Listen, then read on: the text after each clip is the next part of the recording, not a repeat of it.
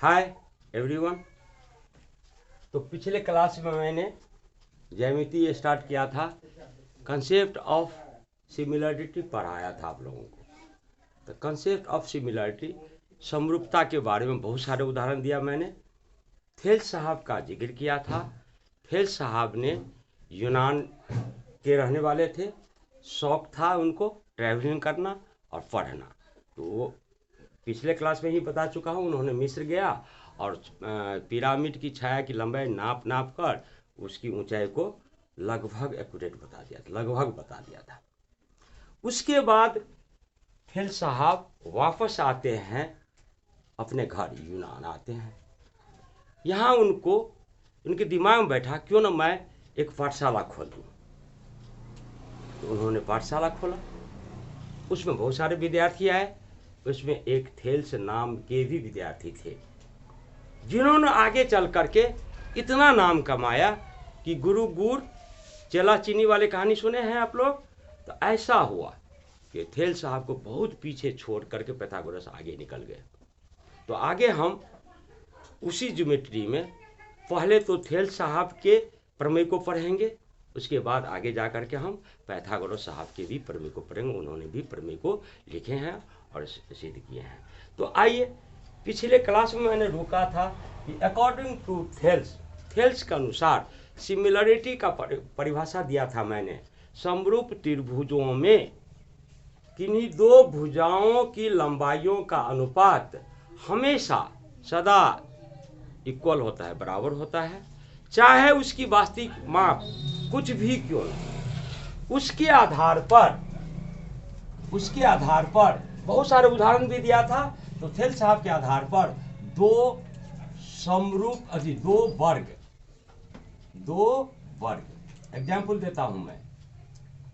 दो वर्ग है, फिगर नंबर 1। दो वर्ग है, दो समबाहु त्रिभुज, दो समबाहु त्रिभुज है, फिगर नंबर 2। और दो वृत्त,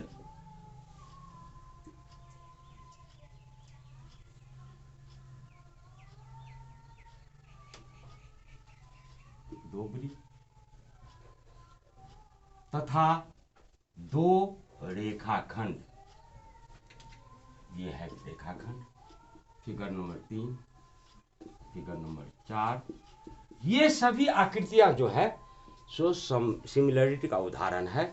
मैं व्यवहारिक जिंदगी में भी आपको बताया था, सिनेमा देखते हैं सारी चीज को, और यहाँ हम ज्योमेट्री में ये सब रेखाएं को, इस चित्र को हम पढ़ेंगे। तो दो वर्ग, दो समबाहु त्रिभुज। समबाहु त्रिभुज किसको कहते हैं? जिसकी तीनों भुजाएं आपस में क्या हो? बराबर हो। तीनों भुजाएं क्या हो? बराबर हो। और वर्ग किसको कहते हैं? जिसकी चारों भुजाएं आपस में क्या हो? बराबर हो। तो हमने अब ये पढ़ाया है आपको, दो वर्ग है। हमने क्या कहा थेल्स के अनुसार कि चाहे उसकी माप कुछ भी क्यों ना हो, समानुपाती होता है, समान अनुपात में होता है।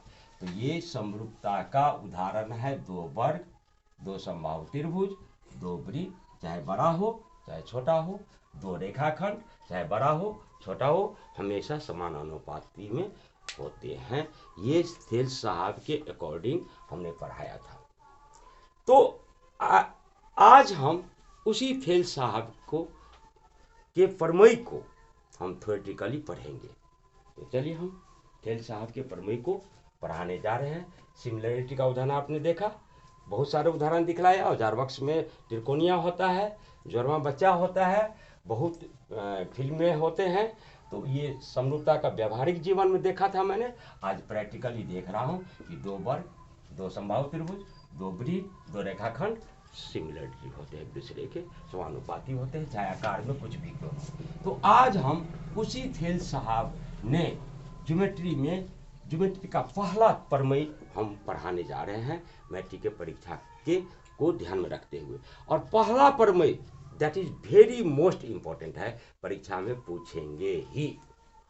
और एक चीज बता देना चाहता हूं, मैं केवल 4 प्रमेय पढ़ाऊंगा। 2 प्रमेय भी पढ़ाऊंगा तो ये दोनों सीटिंग में एक सीटिंग परीक्षा होता तो एक प्रमेय कहता तो वही पूछेगा परीक्षा में, लेकिन 2 सीटिंग होता है तो 2 प्रमेय और एक्स्ट्रा के लिए सेफ्टी के लिए 2 और प्रमेय, 4 से ज्यादा प्रमेय मैं नहीं पढ़ाऊंगा। उसी चारों में से 2 प्रमेय दोनों सीटिंग में पूछेंगे, कोई भी 2 प्रमेय। इतनी इंपॉर्टेंस क्लास है, इसीलिए मैं उस क्लास को 2 महीना के अंदर में जो आपको पढ़ाएंगे क्रैश कोर्स नाम दिया है। ज्योमेट्री को तो बहुत जल्दी समाप्त करूंगा, मुझे फिजिक्स भी पढ़ाना है, केमिस्ट्री भी पढ़ाना है, और मैथ में भी इम्पोर्टेंस जो भी चैप्टर्स है। हमारे बच्चे जो लाइक करते हैं, सब्सक्राइब करते हैं, कमेंट अवश्य करना। कोई भी चैप्टर्स में डाउट हो तो आप बताना, उसमें से हम आप लोगों को इसको क्लास में हम आकर के यूट्यूब पर आपको समझाएंगे। Thank you. ओके, तो हम चलते हैं आज। ठीक, तो आज हम पहला प्रमेय पढ़ेंगे। प्रमेय जिसे थ्योरम कहते हैं, अंग्रेजी में THEOREM, थ्योरम फर्स्ट। हिंदी में थ्योरम को प्रमेय कहते हैं, प्रमेय। तो थ्योरम फर्स्ट का नाम ही पड़ा है थेल्स प्रमेय, और इसका दूसरा नाम है आधारभूत प्रमेय। दूसरा नाम क्या है? आधारभूत प्रमेय। तो थेल्स प्रमेय क्या है? तो थेल्स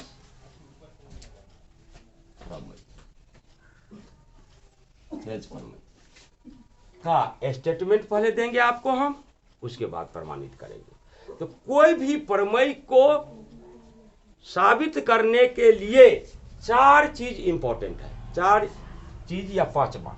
पहले दिया है, पहले क्या है? दिया है। तो स्टेटमेंट में ही सब कुछ दिया रहता है। उसके बाद सिद्ध करना है, दूसरा पॉइंट क्या है? सिद्ध करना है, हम दिखलाएंगे आपको। तीसरा है बनावट, रचना कहते हैं बनावट, और 1 पॉइंट हो गया, 2 पॉइंट, 3 और 4 में है प्रमाण। ये 4, और अंत में क्या लिखेंगे हम? प्रमाणित। अंत में क्या लिखेंगे? प्रमाणित, प्रमाण से प्रमाणित। ये 5 चीज इंपॉर्टेंट है। लेकिन कोई जरूरी नहीं कि प्रत्येक प्रमेय में बनावट हो, किसी किसी में बनावट नहीं भी रहता है। तो पहला दिया है, उसके बाद सिद्ध करना है, क्या सिद्ध करना है, उसके बाद प्रमाण, लास्ट में प्रमाणित। ये 4 बिंदु या 5 बिंदु को ध्यान में रखते हुए आप जो है से प्रमेय को सिद्ध करेंगे। तो चले हम इसको मिटा देते हैं। आइए, तो थेल्स प्रमेय का कथन क्या है, स्टेटमेंट क्या है? तो स्टेटमेंट लिखने जा रहा हूं, कोई भी स्टेटमेंट। और ये क्वेश्चन जो होता है थ्योरम फर्स्ट जो है थेल्स प्रमेय पूछता है, या तो स्टेटमेंट दिया रहेगा या कभी कभी कहेगा आपको कि थेल्स प्रमेय लिख कर प्रमाणित कर। तो इसीलिए इसके स्टेटमेंट को भी आप याद करेंगे। प्रमेय क्या है? थेल्स प्रमेय त्रिभुज की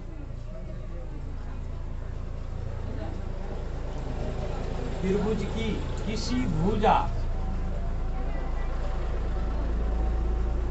के समांतर, इन्वर्टेड कॉमा में जरूर लिखिएगा, स्टेटमेंट कहेगा लिखने के लिए। तब त्रिभुज की किसी भुजा के समांतर यदि कोई रेखा खींची जाए,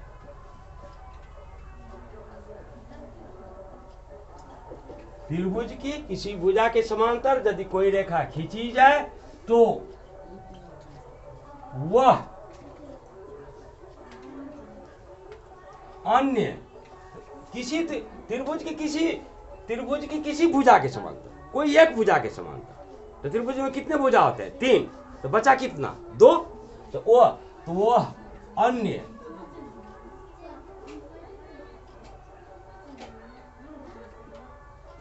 दो भुजाओं को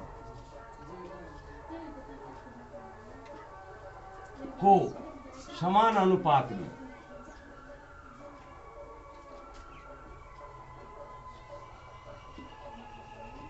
में विभक्त या विभाजित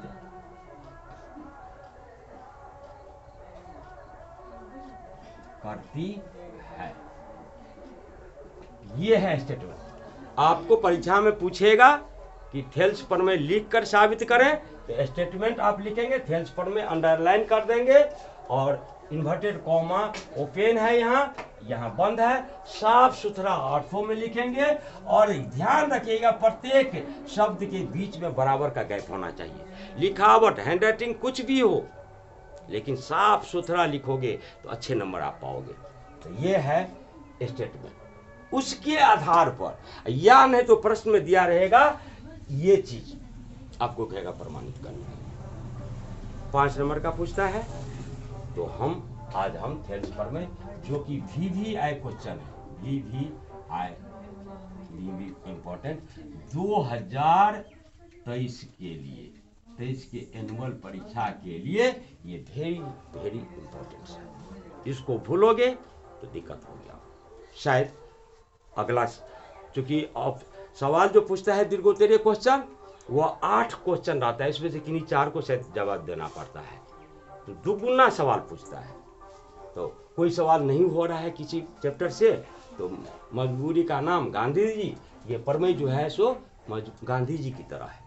उसमें नंबर कटता है कि तुम साफ सुथरा लिखोगे। लेकिन कुछ सवाल ऐसे होता है जो चूज करोगे तो आपको 5 में 5 नंबर मिलेगा। इसमें प्रमेय में थ्योरेटिकली साबित करते हैं तो 1 आध नंबर कटेगा, लिखावट अच्छा रहेगा तो शायद आधा नंबर कटेगा। तो ख्याल रखेंगे, ये मजबूरी है।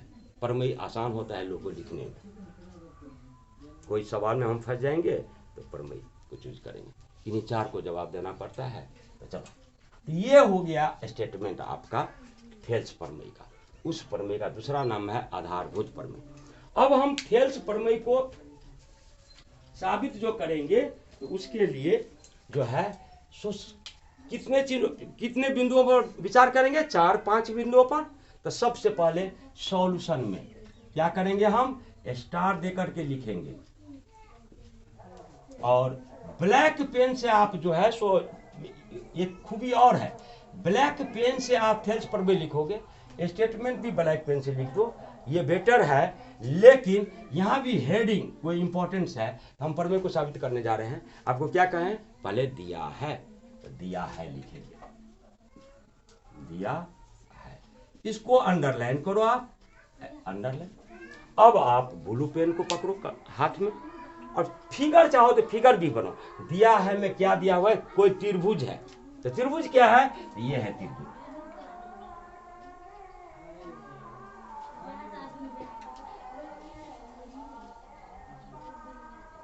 ये है त्रिभुज की किसी भुजा के समांतर। त्रिभुज का नाम क्या है, ए बी और सी।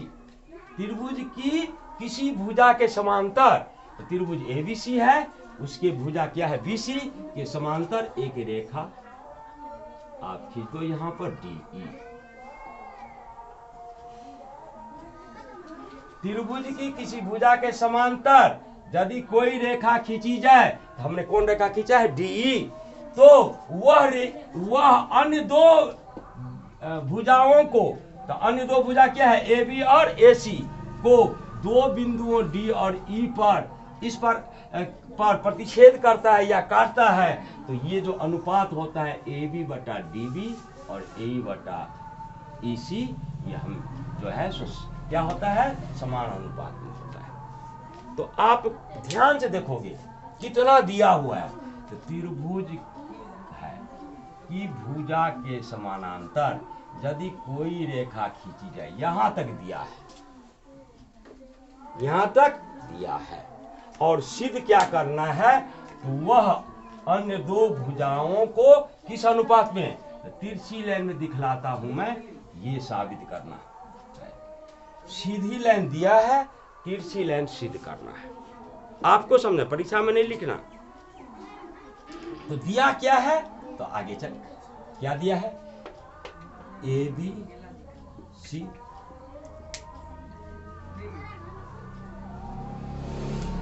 माना ए बी सी एक त्रिभुज का संकेत ऐसे हम लिख सकते हैं, एक त्रिभुज है जिसकी भुजा कौन है भुजा? BC। BC के समांतर, BC के समांतर DE खींचा जो AB और AC को क्रमशः D तथा E पर प्रतिच्छेद कर दिया, काटती है, काटती ये दिया है। ABC एक त्रिभुज है, कोई त्रिभुज है तो त्रिभुज का नाम क्या दिया मैंने? ABC, जिसकी भुजा क्या है? BC। कोई भी भुजा के समांतर, लेकिन स्टैंडर्ड होगा आधार के समांतर खींचेंगे। BC के समांतर एक रेखा मैंने खींचा DE, जो AB और AC को क्रम से प्रतिच्छेद करती है, D और E बिंदु पर प्रतिच्छेद करती है। बुझे? तो हमको क्या दिया हुआ है? BC के समांतर DE दिया है, रेखा खींचा है, तो साबित क्या करना है? तो दूसरा पॉइंट क्या हमने पढ़ाया था? दिया है के बाद तो सिद्ध करना है।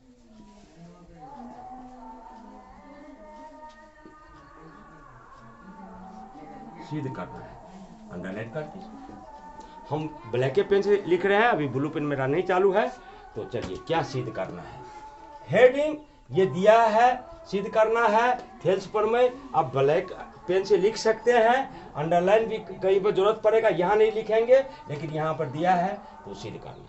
क्या सिद्ध करना है? ये तिरछी लाइन, वह बिंदु, ये जो D और E रेखा है, DE रेखा, अन्य दो भुजाओं, भुजा क्या है? AB और AC को किस अनुपात में? समान अनुपात में विभाजित करती है। ये जो बिंदु है D AB को और E AC को किस अनुपात में? समान अनुपात में। अर्थात सिद्ध करना है AD अपॉन DB बराबर समान अनुपात, समान माने बराबर, इसका अनुपात और इसका दोनों का अनुपात क्या होता है? बराबर होता है। यही तो थेल्स सब कहा था। तो AD बटा DB बराबर क्या आ जाएगा? AE upon AC। ये हमें सिद्ध करना है।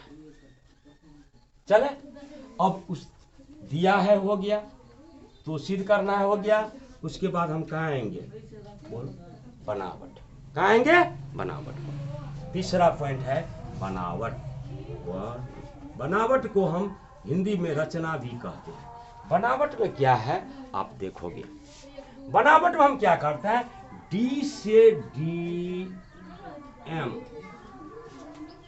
से DM परपेंडिकुलर लंब AE या AC खींचा और E से EN, ये लंब है, लंब का चिन्ह है तो इधर डाल दो, और E से EN परपेंडिकुलर लंब AD खींचा, ये है बनावट। उसके बाद BE BC और CD को मिलाया, या BE तथा CD, ये है बनावट। तो लिखते हैं बनावट में क्या करेंगे? तो D से, लिखने का तरीका देखो, D से DM परपेंडिकुलर लंब, ये संकेत में परपेंडिकुलर लंब का D से DM परपेंडिकुलर लंब AE तथा E से EN परपेंडिकुलर लंब AD या AB भी बोल सकते हो, खींचा। एक पॉइंट D से DM परपेंडिकुलर लंब AE तथा E से EN परपेंडिकुलर लंब AD खींचा। उसके बाद BE तथा CD को मिलाया, ये बैठा दिमाग में। D से DM परपेंडिकुलर लंब E से EN ये खींचा, B तथा CD को मिलाया। चलिए, उसके बाद बनावट हो गया। बनावट के बाद हम कहाँ आएंगे? प्रमाण पर। प्रमाण में क्या करते हैं तो आप देखोगे, तो आधारभूत प्रमेय भी नाम है इसका। आधारभूत प्रमेय यहाँ पर देखोगे, सबसे पहले हम त्रिभुज लेते हैं दोनों में जो कॉमन है ए डी ई, एक त्रिभुज क्या है ए डी ई, ये त्रिभुज है।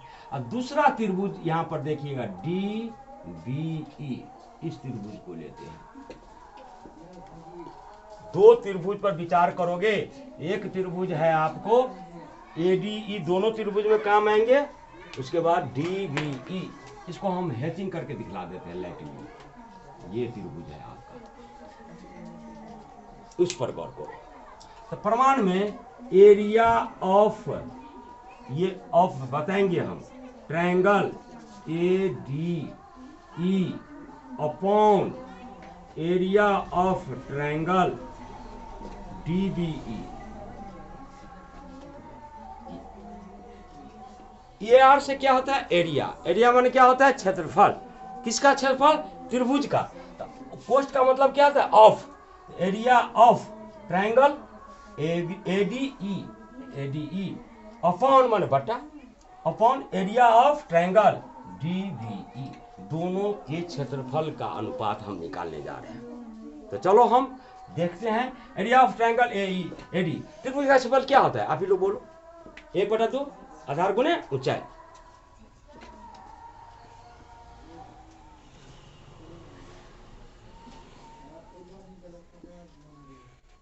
अपॉन 1/2 आधार गुणे 1/2 आधार गुणे ऊंचाई। तो ये ईएन लंब खींचे हैं किस पर, आधार पर।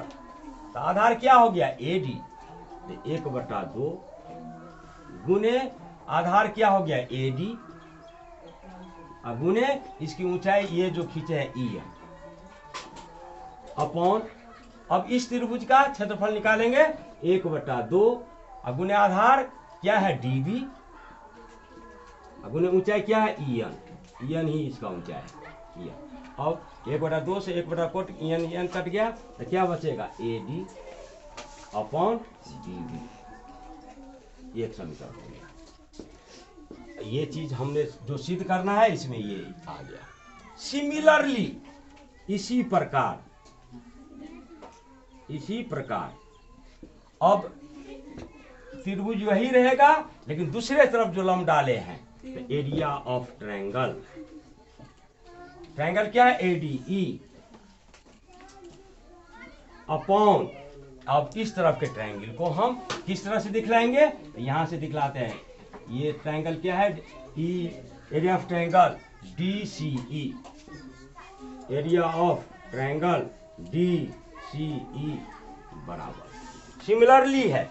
गौर करोगे इधर का ट्रायंगल है, आप ये जो लाल रंग रहता है मैं दिखला देता है, ऐसे ऐसे वर्टिकल करेंगे ये ट्रायंगल, तो इस आधार पर ये लंब खींचा हुआ है। तो एरिया ऑफ ट्रायंगल ऊपर का ट्रायंगल का 1/2 आधार कितना है इसका, इस आधार पर एई आधार पर ऊंचाई क्या है डीएम अपॉन 1/2। अब इस त्रिभुज का क्षेत्रफल निकालेंगे तो इसी आधार पर लंब क्या है डीएम। अब इसको भी काटोगे तो ये आ जाएगा आपको ए ई अपॉन ई सी। अब यहाँ पर इसको हम समीकरण में व्यक्त नहीं करके हम आगे बढ़ना चाहते हैं, या इसको हम लिख सकते हैं area of triangle A D E upon ये डी सी ई, ये त्रिभुज और ये त्रिभुज दोनों का क्षेत्रफल आपस में क्या होता है बराबर। तो हम लिख सकते हैं इसको हम area of triangle D B E बराबर ए ई अपॉन ई सी। इसको समीकरण हम 2 में व्यक्त करेंगे। यहाँ पर 2 शब्द लिखना चाहेंगे क्योंकि, यहाँ भी लिख सकते हैं क्योंकि एक ही आधार और 2 समांतर रेखाओं के बीच क्योंकि एक ही आधार और दो समांतर रेखाओं के बीच स्थित त्रिभुज का क्षेत्रफल बराबर होता है, बराबर होता है। ये नमा क्लास में आप लोग पढ़े होंगे। एक ही आधार और दो समांतर रेखाओं के बीच स्थित त्रिभुज का क्षेत्रफल क्या होता है, बराबर। आधार क्या है, DE, और दो त्रिभुज क्या है, ये रेखा और ये रेखा क्या है, समांतर है। ये त्रिभुज है, ये त्रिभुज, दोनों त्रिभुज का क्षेत्रफल क्या है, बराबर। इसीलिए मैंने लिखा है इस त्रिभुज के बदला में ये त्रिभुज लिख दिया है। तो समीकरण 1 और 2 से हम क्या देखते हैं, दोनों के बायां पक्ष क्या है, बराबर। तो दाहिना पक्ष क्या होगा, बराबर होगा। हमने बीजगणित में पढ़े हुए हैं। कौन पढ़े हैं, तुलनात्मक विधि, तुलना करते हैं, बायां पक्ष बराबर है तो दाहिना पक्ष क्या होगा, बराबर। यहाँ पर आ गया तुम्हारा या जो चीज साबित करना है, AD अपॉन DB बराबर AE अपॉन EC। इसको बॉक्स में घेर देना और अंत में हम जब प्रमाण से प्रमाणित हो गया तो क्या लिखेंगे अंत में, प्रमाणित।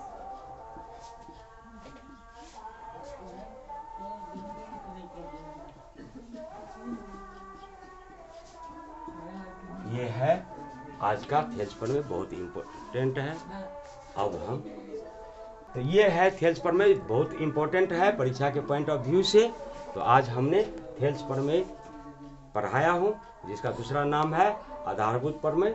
फिर हम नेक्स्ट क्लास में मिलेंगे। बाय।